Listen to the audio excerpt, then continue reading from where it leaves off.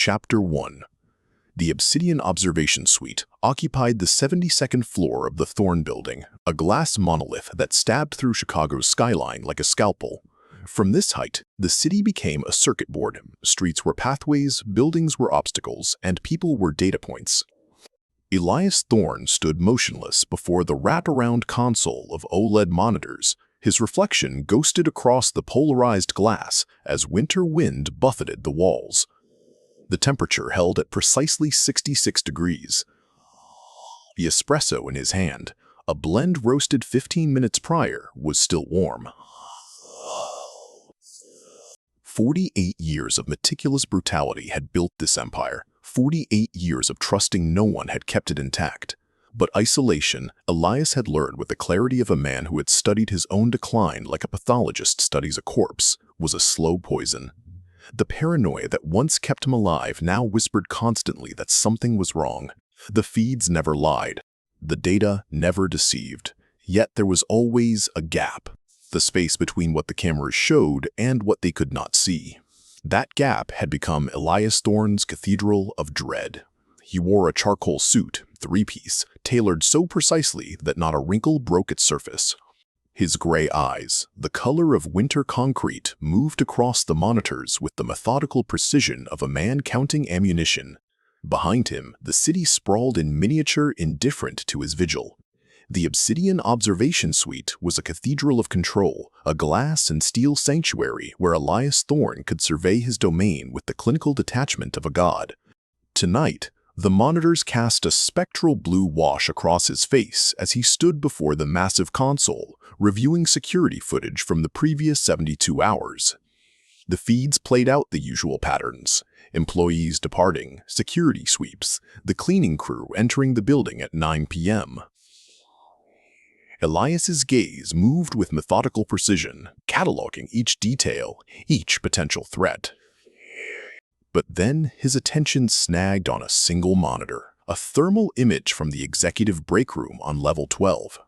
A figure in janitor's coveralls moved with deliberate precision through the space, not cleaning, but searching. The figure paused at the executive trash bins, sorting through discarded papers with practiced efficiency. Elias's jaw tightened, the only visible sign of the predatory focus that had just locked onto new prey. Julian Vane, Elias's 53-year-old technical coordinator and the closest approximation to a confidant, entered the suite from the side entrance, carrying a tablet. Julian was British-American, with silvering hair, a conservative suit, and the professorial calm of a man who had seen intelligence operations across 3 continents. Julian approached without greeting, already reading the data from the tablet. Nocturnal, surgical, either a mole or desperate. I would recommend immediate containment. His voice emerged flat, stripped of inflection. Tell me what I'm looking at. Julian set the tablet on the console, zooming into the thermal image. It will take 40 minutes to run facial recognition, cross-reference against all known associates of the Vallo faction, the Castellano family, and independent operators within 50 miles of the city. Elias rewinded the footage, watching the figure again, noting every micro-movement, every hesitation. I want it in 20. The implication was clear. Failure had consequences. Julian nodded, already anticipating the order, fingers moving across the tablet. The city below was a constellation of lights, indifferent to the predator's vigil.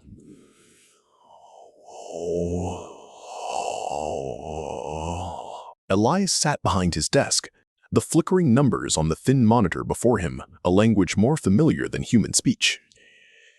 Dante Vallo's name caught his eye. The man had overextended credit to 3 new enterprises without authorization, a subtle power play to test the limits of Elias's attention. Elias made a brief note, the words, Vallo, rebalance, a sentence of execution disguised as a correction. The secure cell phone at his elbow vibrated once, and Elias reached for it, his eyes scanning the message. Target identified. Petrov, Elena, age 29, Eastern European national, visa expired 18 months ago, employed under false documentation, apartment located at 4117 S. Wabash. Son, Matteo Petrov, age 7, cerebral palsy, no known criminal associations, no visible handler. Elias read the name twice, his mind already cataloging the details, calculating distances and angles. Elena Petrov. The specificity of the information should have triggered the standard protocol: immediate termination, body disposal, closure. But instead, he found himself staring at the address, a faint stirring of something long dormant in his chest. He leaned back in his chair, his gaze drifting to the floor-to-ceiling windows that framed the Chicago skyline, a constellation of lights against the inky darkness. For years, he had built his empire on the foundation of meticulous brutality, a ruthless efficiency that had elevated him to the pinnacle of the city's criminal underworld. But now, as he stared at the name on the screen, a thread of doubt began to unravel the carefully constructed tapestry of his existence. Elias knew the protocol, the cold calculus that had served him so well. Petrov was a liability, a potential threat to the stability of his organization. She should be eliminated, her son's fate a necessary collateral. It was the logical course of action, the one that would preserve the integrity of his empire. But as he ran his fingers over the smooth surface of the phone, a memory surfaced, unbidden and unwelcome. A face, weathered and weary, a voice that had once spoken of loyalty and family. Elias Thorne, the foot soldier who had given his life to protect a young Elias, had believed in a code that Elias had long since discarded. Elias closed his eyes, the ghost of that memory haunting him. He had built his kingdom on the ashes of that loyalty, convinced that sentiment was a weakness to be purged. But now, as he stared at the name on the screen, he found himself questioning the foundations of his own creation.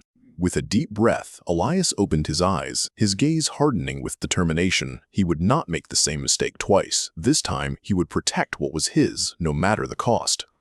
Elias sat in the Mercedes, his eyes fixed on the third-floor window where a single light still burned. The January chill had long since crept into the car, fogging the glass, but he remained motionless, his gaze unwavering. This was a transgression unlike any he had ever committed. He had left the fortress of the observation suite, the glass-encased sanctuary that afforded him complete control and total isolation. He had come here, to this decaying tenement, without Julian's knowledge, without the protection of his lieutenants, without the reassuring weight of his firearm. Yet, as he watched the silhouette of a woman moving with a restless, patient efficiency, he found himself unable to turn away. Elena Petrov, the target he had been ordered to eliminate, the liability that threatened the integrity of his empire. She was not packing, not fleeing, she was working. Elias watched, transfixed, as Elena sat at a small table, unfolding the stolen executive papers and carefully, methodically, folding them into crude rectangles. She created a binding from thread and tape, constructing a makeshift notebook. And then, a small figure appeared beside her, a boy, Matteo Petrov, who moved with visible difficulty in his legs. Matteo sat close to his mother, his movements uncertain, but his expression one of quiet wonder. Elena handed him a pencil, and the boy began to draw on the blank pages she had created from Elias's discarded memos about illegal financial structures and money laundering. The boy drew a stick figure with exaggerated features, a crude family portrait. Elias watched, transfixed, as Elena placed her hand over her son's hand, guiding the pencil. The boy laughed, a sound so clean and unguarded that it carried through the winter air and penetrated the Mercedes. And in that moment, Elias felt something in his chest, a muscle he had not used in so long that the sensation registered as physical pain. He remained in the car until dawn broke, watching a woman make notebooks and a child fill them with innocence, unable to compute the architectural shift occurring in his own interior landscape. The ruthless efficiency that had once defined him, the cold calculus that had elevated him to the pinnacle of the city's criminal underworld, now felt like a distant memory, a shell that had been slowly crumbling from within. As the first rays of the sun filtered through the fog, Elias finally stirred, his fingers tightening around the steering wheel. He had made a decision, one that would shake the foundations of his empire and challenge the very core of his being. But as he looked back at the window, at the silhouette of a mother and her child, he knew that there was no turning back. He had crossed a line, and now he would have to live with the consequences. Elias strode back into the obsidian observation suite, the pale winter light just beginning to creep through the towering glass walls.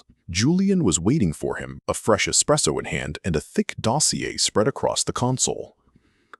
Julian's expression, usually so carefully neutral, carried a subtle undercurrent of concern, the first time Elias had ever seen a hint of worry reflected in his features.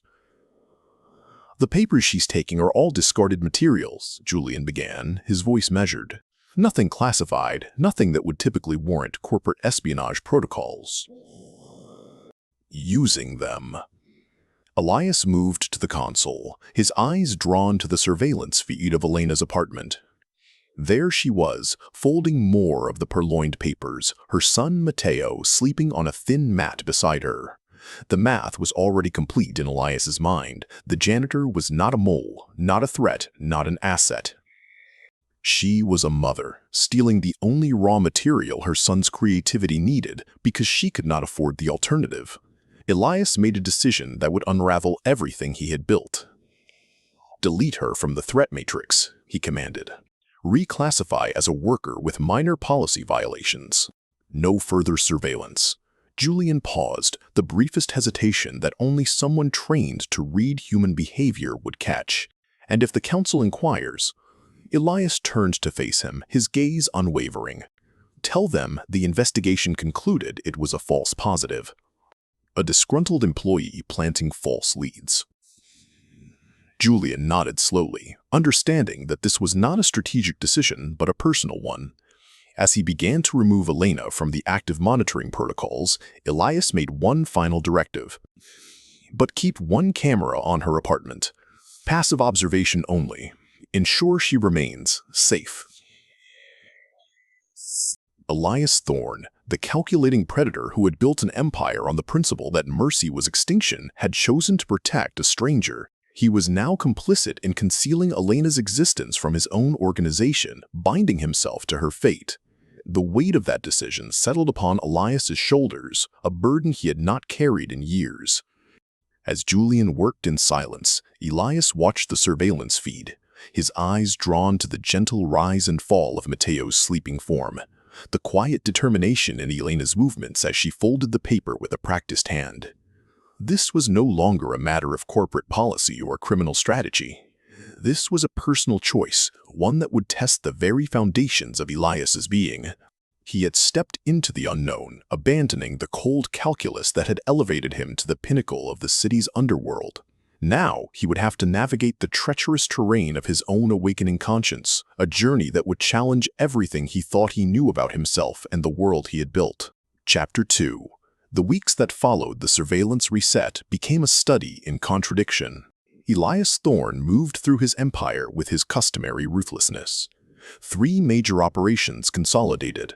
A rival faction's infrastructure dismantled through financial asphyxiation. A lieutenant who had skimmed from the accounts quietly disappeared. The machinery of his authority ground on without friction. Yet beneath this surface, something unprecedented was occurring. Elias was becoming 2 men. The first was the predator his organization knew and feared. The second was a ghost, a shadow moving through administrative channels and financial systems to engineer small miracles in the life of a woman who did not know he existed. Instead, it was the only thing that felt real. Elias Thorne moved through the sterile, fluorescent-lit corridors of the Thorne Building's HR department, his presence an anomaly that sent a ripple of unease through the cubicles. Richard Copley, the nervous HR director, rose to greet him, his palms sweating. Elias's message, relayed through intermediaries, was simple. Elena Petrov's employment contract was to be revised, her salary doubled, her benefits expanded, the changes retroactive for the past 4 weeks. All documentation was to reflect a standard performance review escalation with no announcement or conversation. Richard processed the instructions with visible confusion. Elias Thorne had never concerned himself with the compensation of individual employees, yet the man knew better than to question. "I'll handle it immediately, sir," he replied, forcing his voice to remain steady. As Elias turned to leave, Richard added carefully, "Should I?" Should I know why this particular employee? Elias paused, his gray eyes meeting Richard's with a coldness that suggested the man had made a grave error in asking. No, you should not. Is that clear? The unspoken threat hung in the air, and Richard nodded, understanding. That evening, Elena Petrov received her new contract via email. She read it 3 times, unable to process the words. Her salary had doubled. Health insurance had been added. It was impossible, and yet there it was, confirmed in official documentation. Elena had no way of knowing that Elias Thorne, the CEO she had glimpsed only once in the building, had rewritten her life with the same clinical precision he used to order executions. The change was as inexplicable as it was profound, a quiet intervention that would ripple through the lives of both the giver and the receiver. Flanked by 3 council members, Dante strode forward, his expensive silk shirt a gaudy display of wealth. His charismatic yet heavy demeanor was designed to dominate the space. Elias Thorne did not turn from the monitors, his face betraying no emotion. Dante's words dripped with performative outrage. Elias. The council felt it was time for a strategic review. There are whispers about your leadership, whispers about softness, about changes to operational protocols that some might interpret as compromise. Slowly, Elias turned to face Dante, his movements casual, his hands open. Dante. You're here to discuss operational concerns, or you're here to stage a coup. Please clarify, so I can respond appropriately. Dante's smile never reached his eyes. I'm here to suggest that the organization has become too cautious, too concerned with legality, with corporate infrastructure. We have roots in the street. The street made us. The street demands blood and loyalty, not surveillance and financial abstraction. Elias moved closer, his voice devoid of threat. Elena Petrov, a janitor, stole executive paper. It was flagged as a potential breach. I investigated. It was nothing. I reclassified. This is operational efficiency. Or are you suggesting that I should execute cleaning staff based on circumstantial evidence? The name hung in the air, a grenade with the pin pulled. Dante's smile became fixed, betraying his lack of preparation for Elias's mention of the woman. Pressing on, Dante declared, "The council votes that this woman is a security risk. She must be removed. She must be eliminated. This is a test of your commitment to the organization's security." Elias moved to the console, pulling up Elena's file. The false positives, the non-threat assessment, the documentation all arranged to appear conclusive. Elena Petrov is no longer a concern. If the council wishes to waste resources interrogating and eliminating janitors, I suggest you do so on your own time and with your own men. My resources are allocated toward actual threats. The standoff was brief but absolute. Elias had drawn a line, and Dante recognized the boundary, even as his eyes carried a promise this matter was not resolved. As the council filed out, Elias remained facing the monitors, aware that his choice to protect Elena had now exposed itself as a vulnerability. Elena sat at the small table in their cramped apartment, a bank statement spread before her. The numbers blurred as she stared at the unfamiliar figures, unable to reconcile what she was seeing. Her salary had doubled, her benefits expanded. Everything had changed, and she could not fathom why. Counting the money again, the 3rd time, she felt a growing sense of unease. Repetition did not make the unreality dissipate. This was no clerical error, no unexpected windfall. Someone had intervened, someone had chosen to see her. Beside her, Matteo sat on the floor, his small hands guiding a pencil across the pages of one of the homemade notebooks Elena had fashioned from the discarded executive paper. With surprising architectural sophistication for a 7-year-old, he added details to a city skyline, his movements careful and deliberate. Sauce. Matteo looked up, his bright eyes filled with a quiet curiosity. Mama? She could not explain what she did not understand. We're going to be okay. We're going to be more than okay. As Matteo returned to his drawing, Elena's gaze drifted to the window, to the looming silhouette of the Thorne building in the distance. She thought of the cold, clean spaces she navigated in darkness, the executive trash bins where she had found fragments of meaning for her son. Someone there knew. Someone there had chosen not to destroy them. The gratitude she felt was mixed with a deep, abiding fear. In her experience, kindness always had a price, and she had very little left to pay. Her survival had depended on remaining invisible, on slipping through the cracks unnoticed. Now, she had been seen, and the consequences of that visibility were unknown. Mateo's laughter, soft and sweet, broke the tension in the room. He held up his drawing, beaming with pride. "I made a city just like the one you work in." Elena smiled, her heart swelling with love and terror in equal measure. She pulled her son close, pressing a kiss to his forehead. "It's beautiful, Teo. You're so talented." As she held him, she knew that whatever price this newfound kindness demanded, she would pay it. For Mateo, she would do anything. The wind howled against the glass of the obsidian observation suite, as if the very elements sought to breach Elias Thorne's fortress of solitude. Julian Vane entered the dimly lit space, his normally impassive expression tinged with a rare hint of distress. Silently, he placed a tablet before Elias, the screens casting an eerie glow across the crime lord's angular features. Elias studied the data, his eyes narrowing as he absorbed the implications. "It's too clean, too perfectly constructed," Julian said, his voice low and weighted with concern. "This is a setup." Elias already understood. Dante Vallo, his ambitious second-in-command, had orchestrated this elaborate frame, using the janitor Elena Petrov as the convenient scapegoat. The fabricated evidence, the carefully planted trail of digital breadcrumbs, it was all a calculated move to force Elias's hand.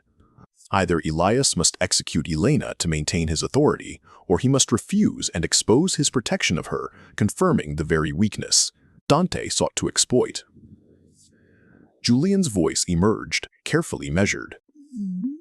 "Dante is moving to have you removed based on negligence and compromised judgment. Elena must be executed before the meeting, or you will be removed before you can protect her." Elias felt the familiar coldness settle into his chest, the predator's clarity that came when survival was the only option. He made his decision. "Prepare the assassination of the mole. Arrange it for tomorrow, 6 a.m., at her apartment. I will oversee it personally. Then we will present the council with the evidence of her execution and the seizure of her communications." Julian's eyes widened slightly, understanding the implication of Elias's words. This was not an order to murder Elena, but a directive to orchestrate a rescue, disguised as an execution. "However," Elias continued, "I want only the men I trust. I want you to arrange for a medical team to be in the building adjacent to her address. I want surveillance on every approach to that apartment, and I want no one else to know the specifics of the operation." Julian nodded, the gears in his mind already turning. 6 a.m. tomorrow. Elias had shifted from reactive to proactive, no longer content to passively protect Elena. Now, he was creating a scenario that would either save her or expose him as a traitor to his own organization. The stakes had become absolute. If this failed, Elena died and Elias lost his empire. If it succeeded, Elias became a fugitive from his own authority. The wind howled against the glass, as if the city itself sensed the gravity of the decision Elias had made. He steeled himself, knowing that the path ahead would be treacherous, but there was no turning back. For Elena, he would risk everything. The pre-dawn stillness of the decaying tenement was shattered by a series of hard, authoritative knocks on Elena Petrov's door. She jolted awake, her heart pounding as she recognized the ominous weight behind the sound.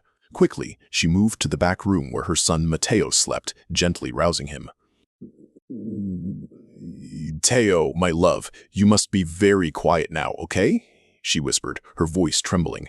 "Stay here and don't make a sound." Mateo blinked sleepily, sensing the fear in his mother's tone, but he nodded and pulled his blanket close.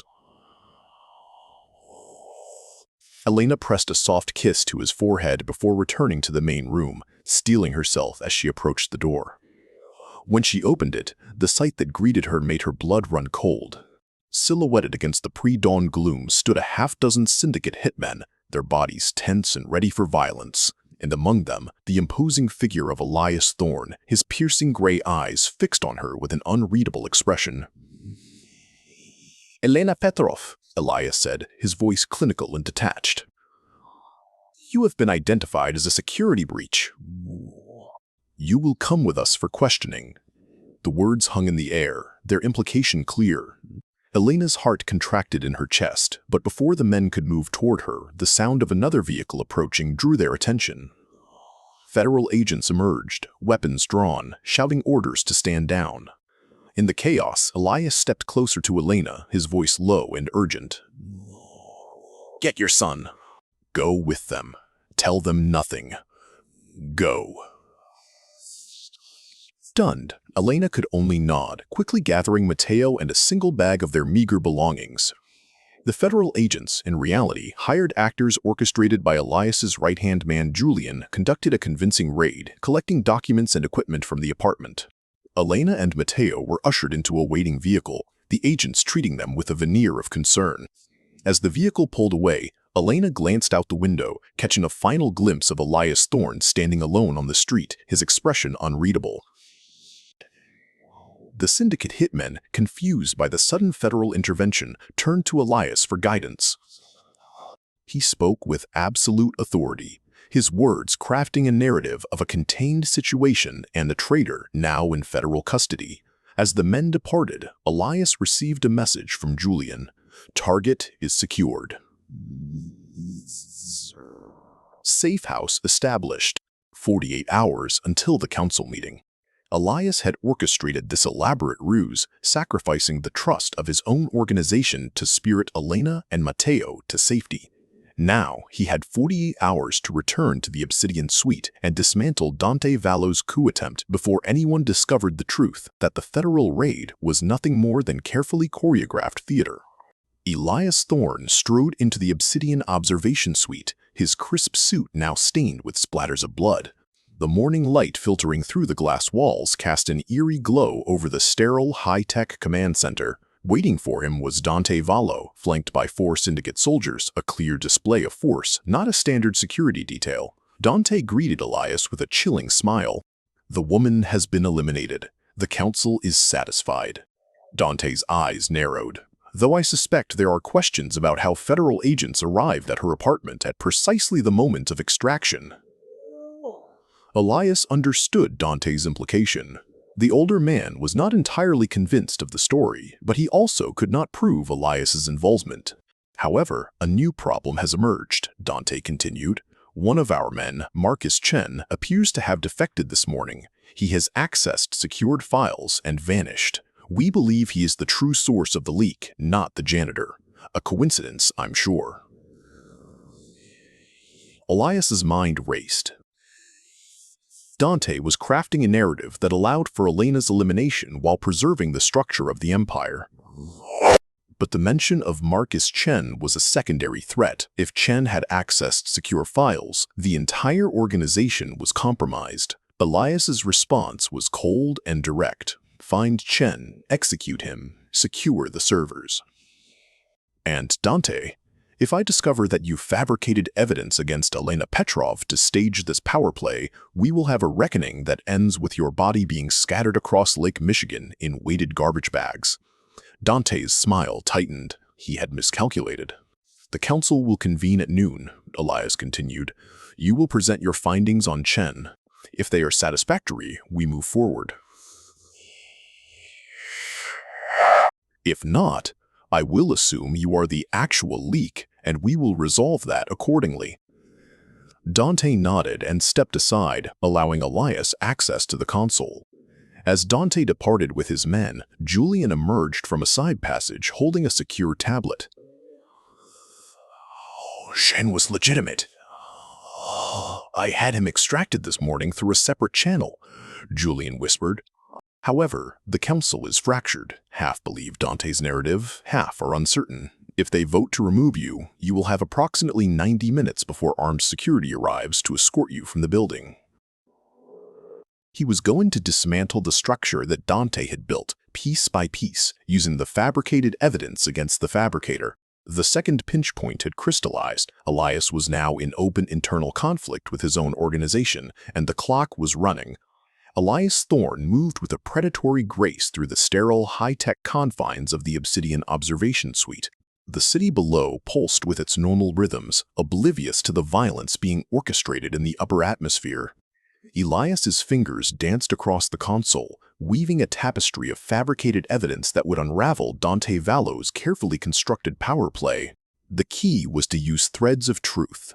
Dante's ambition, his testing of boundaries, his creation of the appearance of conspiracy, and crystallize them into undeniable facts. First, Elias reached out to Marcus Russo, the financial specialist, providing documentation that Dante had been skimming from the organization's coffers for the past 2 years, with the cooperation of Marcus Chen. Next, he contacted Victor Chen, the logistics coordinator, furnishing evidence that Dante had been coordinating with the federal government to negotiate a deal in exchange for testimony against the entire syndicate. Finally, Elias sent a personal video message to Thomas Scalini, the oldest council member, reminding him of a debt Scalini owed that dated back 3 decades. The message appealed to Scalini's sense of loyalty, a loyalty that Elias knew would outweigh any allegiance to Dante. At 11:50 a.m., the council assembled in a secure conference room adjacent to the Obsidian suite. Present were Elias, Dante, Marcus Russo, Victor Chen, Thomas Scalini, and 3 additional mid-level officers whose votes carried minimal weight. Elias opened with a statement, his voice cutting through the tension like a scalpel. "There has been a security breach. Investigation is complete. The source is present in this room." Dante's expression remained composed, but his eyes betrayed the calculations churning behind them. Elias then presented the evidence: financial discrepancies, communication logs, the fabricated federal deal with a clinical precision that left no room for doubt. Each item was irrefutable in appearance, though constructed from partial truths and strategic omission. Dante attempted to defend himself, his voice laced with desperation. "Elias is protecting himself by framing me." But Marcus Russo spoke up, his words like the fall of an executioner's axe. "The financial records are confirmed through our independent audit. Dante has been moving money." Victor Chen added, "Communications confirm contact with federal investigators." Elias then delivered the final blow, his voice devoid of emotion. "Dante Vallo is to be terminated within 24 hours. His assets are to be liquidated. His family is to be given 48 hours to leave the jurisdiction. Is this understood?" The council nodded in unison, having witnessed power consolidate itself through ruthless efficiency. As Dante was escorted from the conference room by security, he leaned in and whispered to Elias, "You've won today, but you have become something weaker than me. You have become human." Elias did not respond. There was nothing to say. He had won the battle, but at what cost to his own humanity? Chapter 3. Opening narrative passage. The machinery of murder is extraordinarily efficient when properly maintained. By 3:00 a.m. the following morning, Dante Vallo was dead shot in his luxury penthouse by a man he had trusted for 15 years, a man Elias had simply reoriented with a phone call and a promise. The body was disposed of through channels so clean that within 48 hours, the man had simply ceased to exist. The Chicago police recorded him as a missing person, a footnote in the city's endless registry of the disappeared. The syndicate moved on, the structure restored, the hierarchy re-established. Elias Thorne sat alone in the Obsidian observation suite and felt absolutely nothing. The predator had won. The empire had been secured. Everything had returned to its proper place. Yet for the first time in his carefully constructed existence, Elias understood that victory and emptiness were the same color. The Obsidian observation suite was cloaked in the pre-dawn darkness, the city below a graveyard of sleeping citizens. Elias Thorne stood before the monitors, his eyes fixed on the feeds from the safe house where Elena Petrov and her son Matteo now resided. Julian entered the suite, his footsteps muffled by the thick carpeting. Valo is secured, he reported, his voice carrying an unusual tone. Assets liquidated. Family departed the state. The council is consolidated under your authority. Elena Petrov is in the safe house. The child is secure. From an operational standpoint, the situation is resolved. Elias turned to face his longtime confidant. And this troubles you. Julian met his gaze evenly. It troubles me that you orchestrated an act of mercy that required the execution of 7 men, that you destroyed a council member and created a narrative to justify it, that you have sacrificed the ideals your empire was built upon in service to a single human being. His expression was unreadable. Yes, it troubles me, because it means the Elias Thorne I have served for a decade is no longer the man I agreed to work for. Are you saying you no longer wish to serve me? I'm saying that I no longer recognize you as a man who simply serves himself, Julian replied, his words carefully chosen. That you have become something else. Whether that something is better or worse, I have not yet determined. He had revealed to the one person he trusted that his predatory logic had been fundamentally compromised. The victory he had so meticulously orchestrated was incomplete, tainted by the realization that he had become something more than the cold, calculating man he had once been.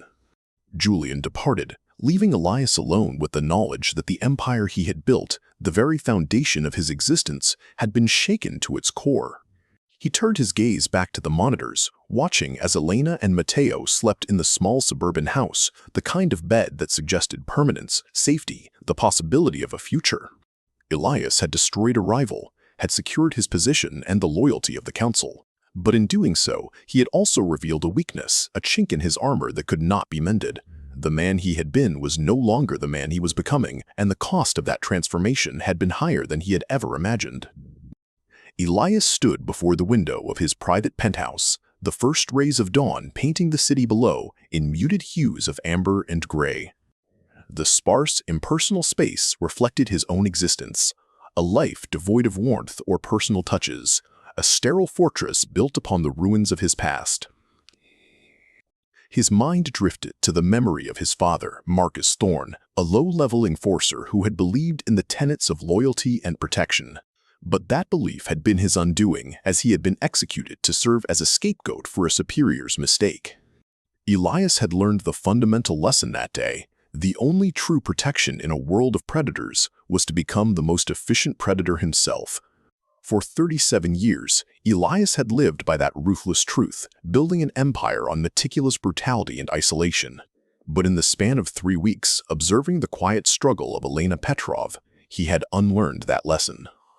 The woman's selfless determination to provide a future for her son had cracked the veneer of his carefully constructed persona, awakening a long dormant part of himself that he had thought was lost forever. Elias reached for his phone, his fingers dialing the familiar number of his trusted confidant, Julian. "I need you to arrange a meeting with the federal contacts," he said, his voice measured and resolute. "Elena needs a new identity, a new social security number, a clean record. I need her to be able to live a normal life without fear of deportation or discovery. Arrange it." Julian's voice emerged cautiously. "That will require exposing our connections to federal authorities. It will require leverage we have taken decades to accumulate. What leverage are you offering them?" Elias did not hesitate. "Me. If they need it, I will testify. I will provide evidence on every operation we have conducted for the past 15 years. I will burn the organization if necessary to secure her protection."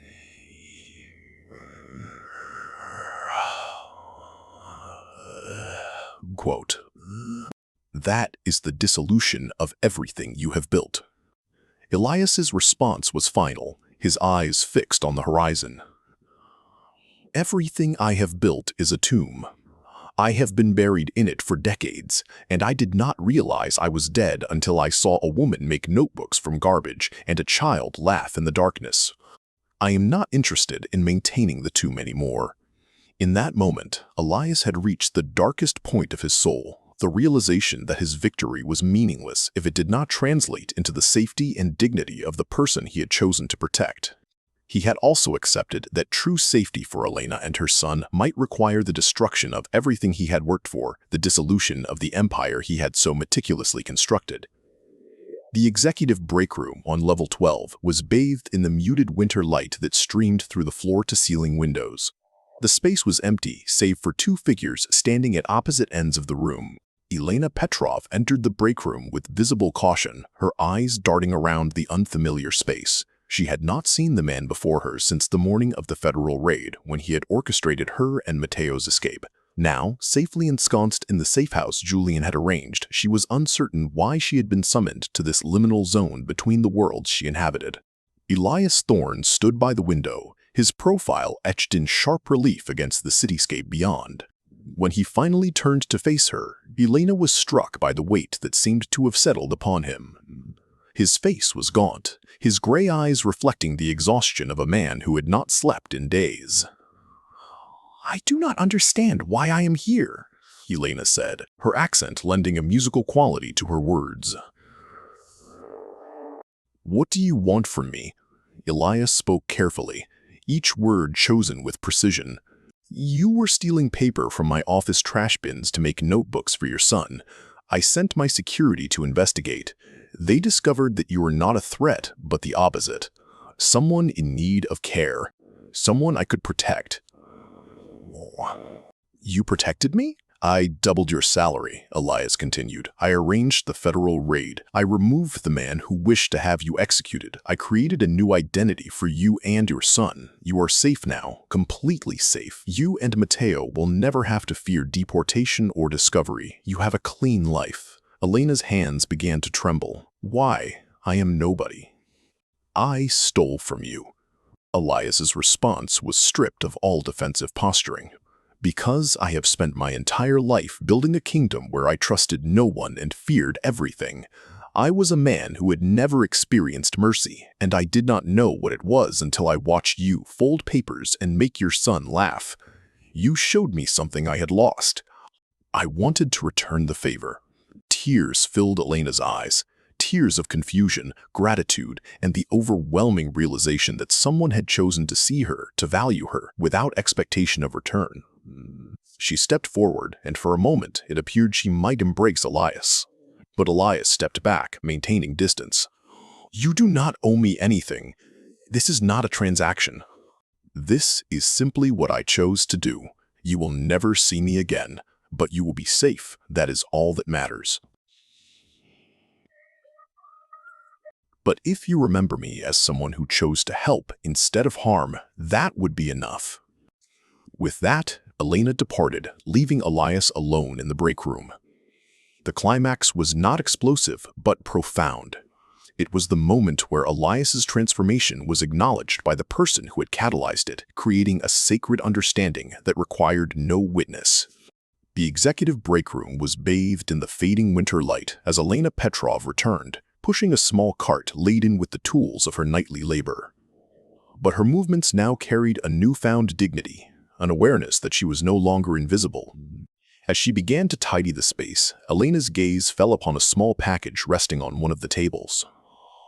Unwrapping it carefully, she revealed a collection of professional-grade art supplies, quality pencils, sketchbooks, markers, and a sleek digital tablet.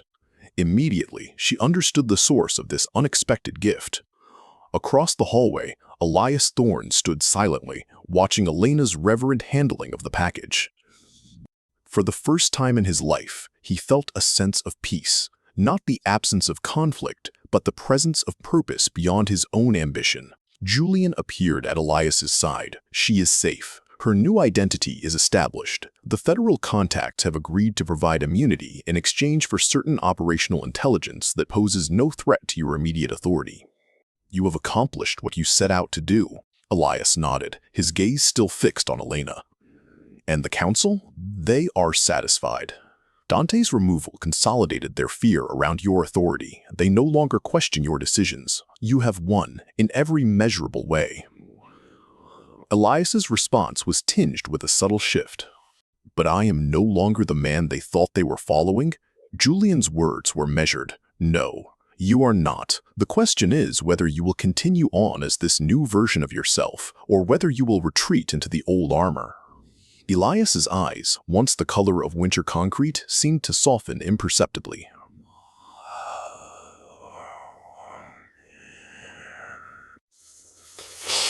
The money will go to families like Elena's. Children in poverty, mothers struggling in the shadow of indifference. I want to build something that creates welfare instead of extracting it. Julian paused, processing this request. That will require a restructuring of the organization's asset allocation. It will be questioned. Elias turned to face Julian, his resolve unwavering. Then, question it. Let them question it. I no longer fear the questions. I fear only the silence of a world where people like Elena and Matteo disappear in the darkness without anyone noticing they existed. As Elena finished her work and departed the break room, Elias stepped back into the shadows, allowing her to pass without interaction. But as she disappeared around the corner, their eyes met for a fleeting moment, an exchange of gratitude and recognition that required no words. Elias returned to the elevator, and as the doors closed, he caught his reflection in the polished steel. For the first time, the mask of the predator had cracked, revealing not the vulnerable child he once was, but the man he had chosen to become. The elevator descended, carrying Elias back into the city, where he would continue to operate his empire with one crucial difference. He now understood that true power was the ability to refuse power, to choose protection over domination, to find meaning in the silence of a job well done without recognition or reward. As the evening light settled over the city, Elena Petrov sat with her son, Matteo, reading from one of his new sketchbooks. Neither of them knew the name of their savior, nor did they need to. In a world of predators and prey, a single act of mercy had pierced through the coldest heart and created something resembling grace. The obsidian observation suite was bathed in the soft glow of the OLED monitors as Elias Thorne stood before the wraparound console, his gaze fixed on the city below. The surveillance apparatus that had once been the heart of his criminal empire had evolved, its purpose now shifted to a different kind of guardianship. Gone were the days of tracking threats and orchestrating violence. Now, the cameras scanned the streets for those in need. The homeless encampments where supplies mysteriously appeared, the hospitals where bills were paid anonymously, the underfunded schools where materials seemed to materialize in classrooms without explanation. Elias's organization had become a hybrid entity, one where criminal operations continued to generate wealth, but that wealth was now channeled toward systems of care that official channels refused to provide. Julian entered the suite, a tablet in hand. He approached Elias and held up the device, displaying a new video feed. The fund has now supported 47 families, Julian reported. The council believes this is a tax avoidance strategy. Let them believe it. Elias nodded, his gaze unwavering. Has Elena been contacted? He asked. No, Julian replied. The arrangement was that she would never know the source of her protection. To maintain that ignorance is to maintain the purity of the gift. Once she knew who you were, gratitude would taint the grace of the action. Elias understood this truth deeply. The greatest acts of mercy were those that remained invisible, those that did not seek recognition or return. He turned from the monitors and faced the glass, looking at his own reflection. The face that stared back was the same, the predatory grace, the sharp angles, the gray eyes that missed nothing. But somewhere beneath the surface, the internal architecture had shifted. Elias Thorne, the hollow predator, had become something else, a man who understood that protection was more powerful than conquest, that silence was louder than violence, that the greatest rebellion against a cruel world was an act of quiet kindness to someone who would never know to thank you.